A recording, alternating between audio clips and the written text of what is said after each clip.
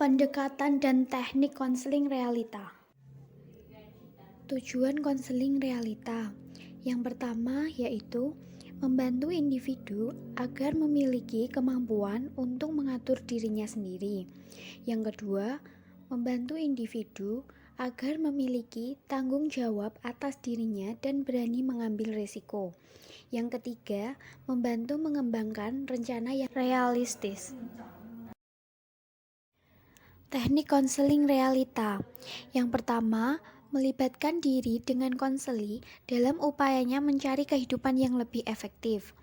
Yang kedua, tidak memberi ampun terhadap TL yang tidak bertanggung jawab. Yang ketiga, memberikan pekerjaan rumah untuk dilaksanakan konseli pada waktu antara pertemuan satu dengan pertemuan lainnya. Dan yang keempat, membuat kesepakatan sebagai kontrak antara konselor dan konseli. Yang selanjutnya adalah peran konselor dalam konseling. Yang pertama yaitu motivator atau mendorong konseli untuk tanggung jawab. Yang kedua yaitu penyalur tanggung jawab atau memberikan konseli kesempatan untuk mengambil keputusan. Yang ketiga yaitu guru atau memberikan pengalaman untuk mencapai harapannya. Dan yang keempat adalah kontraktor atau membantu konseli membuat rencana dalam kontrak perubahan. Assalamualaikum warahmatullahi wabarakatuh. Perkenalkan, nama saya Ines Cahyaningrum dari Prodi PKPI Yayan Salatiga. Di sini saya akan mempraktikkan verbatim realita dengan teknik desensitisasi sistematik. Perkenalkan, nama saya Nindya Anggita dan saya di sini berperan sebagai konseli.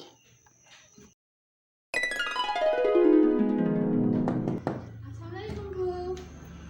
Waalaikumsalam. Silakan masuk. Duduk dulu ya. Iya, Bu. Terima kasih. Bagaimana kabarnya hari ini, Min? Alhamdulillah baik, Bu.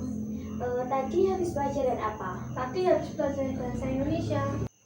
Baik, untuk sesi konseling kita ini sepertinya kamu sudah paham dengan konseling kita. Apakah bisa dimulai? Bisa, Bu. Sebelumnya, saya akan mendengar cerita dari kamu dulu ya. Gini, Bu, sebenarnya tuh orang tua saya tuh pilih kasih antara saya dengan adik saya. Karena adik saya tuh orangnya pintar, sedangkan saya tuh kan saya tahu potensi saya tuh di mana. Saya tahu saya juga tidak terlalu pintar seperti adik saya, makanya itu saya menjadi nakal, Bu, agar mereka itu perhatian sama saya. Baik, kenakalan apa saja yang pernah kamu lakukan? Kenakalan yang pernah saya lakukan sih ada banyak, Bu. Contohnya itu saya sering membolos sekolah. Yang kedua, saya kalau sekolah itu tidak langsung masuk kelas, kayak di warung apa bolos dulu gitu. Terus yang ketiga, saya itu sering berkelahi. Jadi kamu tetap akan menjadi anak yang nakal? Iya, Bu, karena saya tidak punya pilihan lain. Jadi kamu akan tetap tidak mendapatkan perhatian dari orang tuamu? Apakah pilihan seperti itu yang kamu inginkan? Tidak seperti itu, Bu. Saya itu hanya bingung bagaimana cara saya agar orang tua itu dapat membagi rasa kasih sayangnya dan perhatiannya kepada saya. Bagaimana kamu membandingkan perilakumu dengan perilaku adikmu? Adik saya itu termasuk anak yang rajin, Bu. Dia tidak pernah membolos sekolah, terus dia tuh rajin sekali mengerjakan tugas. Dia juga tidak pernah berkelahi. Pokoknya itu kepribadian saya dan perilaku saya itu berbanding terbalik dengan adik saya. Dengan perbandingan kamu dengan adik kamu yang bertolak belakang, menurutmu mana perilaku yang lebih disukai Sama ini cara saya untuk mendapatkan perhatian orang tua saya itu benar salah ya? Menurutmu bagaimana? Benar-benar salah. Lalu apa yang ingin kamu lakukan? Saya ingin merubah sikap saya untuk yang lebih baik, tapi saya tidak tahu bagaimana caranya. Bagaimana jika kita mulai dari perilakumu yang membolos? Apa yang membuat kamu suka membolos? Karena pelajarannya membosankan, gurunya juga membosankan. Bagaimana kamu akan merubahnya? Saya merubahnya dengan cara saya mengikuti semua mata pelajaran. Selanjutnya dengan masalah tugas-tugasmu, kenapa kamu tidak mengerjakannya? Saya tidak mengerti dengan materinya, Bu, dan saya ketika bingung itu saya tidak tahu harus bertanya kepada siapa. Lalu bagaimana cara kamu untuk merubahnya? Saya akan mencoba bertanya kepada teman-teman kalau saya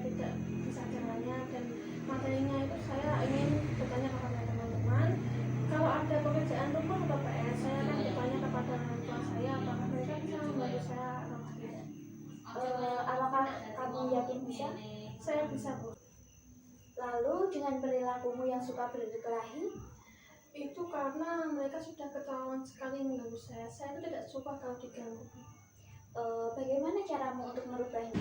Saya akan meminta mereka untuk tidak mengganggu saya dan saya bisa mengajukan mereka. Lalu bagaimana jika mereka terus mengganggumu? Saya akan melaporkannya kepada wali kelas saya. Apakah kamu bisa melakukannya? Tentu saya bisa.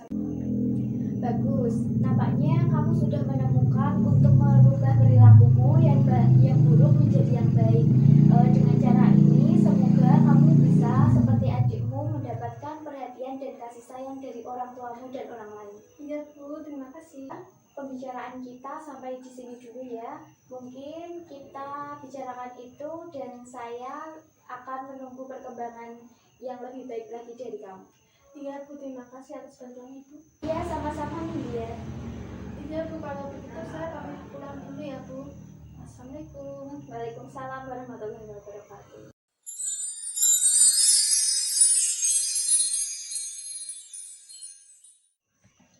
Jadi, video yang telah saya praktikkan yaitu verbatim konseling realita dengan teknik desensitisasi sistematik dapat membantu konseli untuk menyelesaikan masalahnya. Seperti yang saya praktikkan pada video sebelumnya yaitu masalah konseli dengan kesalahan saat membolos, sering tidak mengerjakan tugas, dan suka berkelahi. Dia dapat sadar dan dapat mengubah perilaku yang buruk menjadi perilaku yang lebih baik lagi dengan menyadarkan konseli sendiri. Pesan dari video yang telah saya buat tadi dapat ditarik kesimpulan bahwa sebagai manusia kita harus mempunyai perilaku yang baik untuk diri kita sendiri maupun untuk orang lain, karena perilaku yang baik akan mendatangkan manfaat yang baik pula untuk diri kita. Dan saya berpesan kepada orang tua siswa agar tidak membeda-bedakan anak, karena potensi setiap anak itu berbeda. Mungkin ada potensi akademik yang dimiliki anak A lebih baik dari B, dan sebaliknya, mungkin potensi anak B adalah potensi non-akademik yang dapat dikembangkan.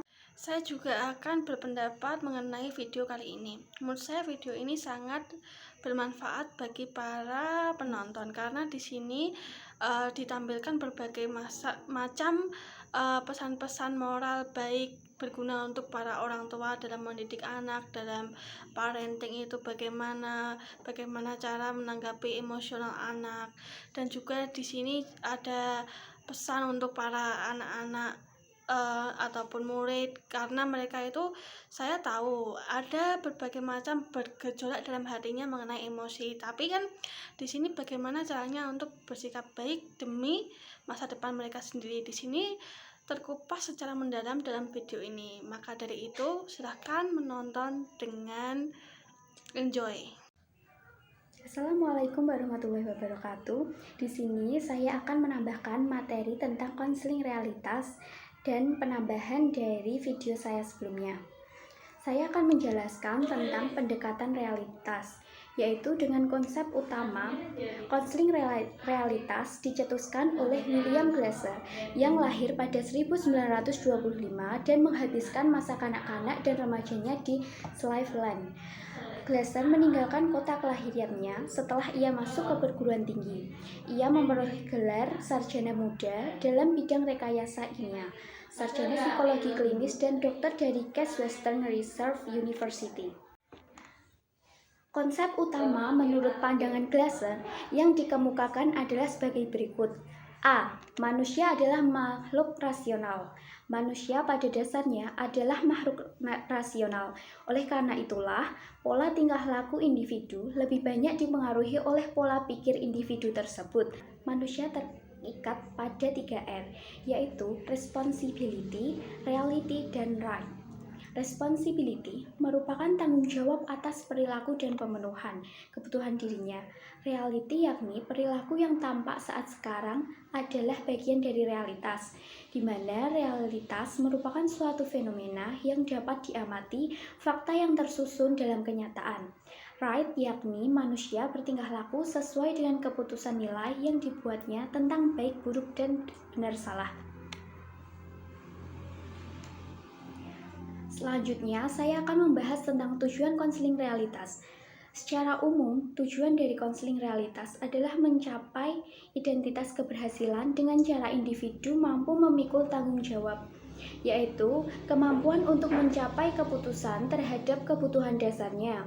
Singkatnya, adalah ketika individu telah mampu memuaskan kebutuhan dasarnya, maka di saat yang bersamaan ini telah bertanggung jawab bagi dirinya sendiri. Konseling realitas menitik beratkan pada realitas individu secara rasional. Dalam kehidupan sehari-hari, konsep realitas bertujuan untuk menolong individu agar mampu mengurus dirinya sendiri dan dapat menentukan perilaku dalam bentuk nyata, mendorong klien agar berani bertanggung jawab serta memikul segala resiko yang ada, sesuai dengan kemampuan dan keinginannya dalam perkembangan dan pertumbuhannya, mengembangkan rencana-rencana nyata dan realistik dalam mencapai tujuan yang telah ditetapkan. Perilaku sukses dapat dihubungkan dengan pencapaian kepribadian yang sukses, yang dicapai dengan menanamkan nilai-nilai adanya keinginan individu untuk mengubahnya sendiri. Konseling ditekankan pada disiplin dan tanggung jawab atas kesadaran sendiri. Selanjutnya, yaitu adalah ciri-ciri konseling realitas. Di dalam konseling realitas, terdapat ciri-ciri yang menjadi sebuah identitas. Terdapat pendekatan itu sendiri. Berikut beberapa ciri-ciri konseling realitas yang dapat dipahami oleh konselor. Yang pertama adalah konseling realitas menolak konsep tentang penyakit mental. Ia berasumsi bahwa bentuk-bentuk gangguan tingkah laku yang spesifik adalah akibat dari ketidakbertanggungjawaban dari klien itu sendiri. Konseling realitas berfokus pada tingkah laku sekarang alih-alih pada perasaan-perasaan dan sikap-sikap. Meskipun tidak menganggap perasaan-perasaan dan sikap-sikap itu penting, konseling realitas menekankan kesadaran atas tingkah laku sekarang. C. Konseling realitas berfokus pada saat sekarang, bukan karena masa lampau, karena masa lampau seseorang itu telah tetap dan tidak bisa diubah. Maka, yang bisa diubah hanyalah saat sekarang dan masa yang akan datang. D. Konseling realitas menekankan pertimbangan-pertimbangan nilai. Konseling realitas menempatkan pokok kepentingannya pada peran klien dan menilai kualitas tingkah lakunya sendiri dalam menentukan apa yang membantu kegagalan yang dialaminya. E. Konseling realitas tidak menekankan transferensi. Ia tidak memandang konsep tradisional tentang transferensi sebagai hal yang penting.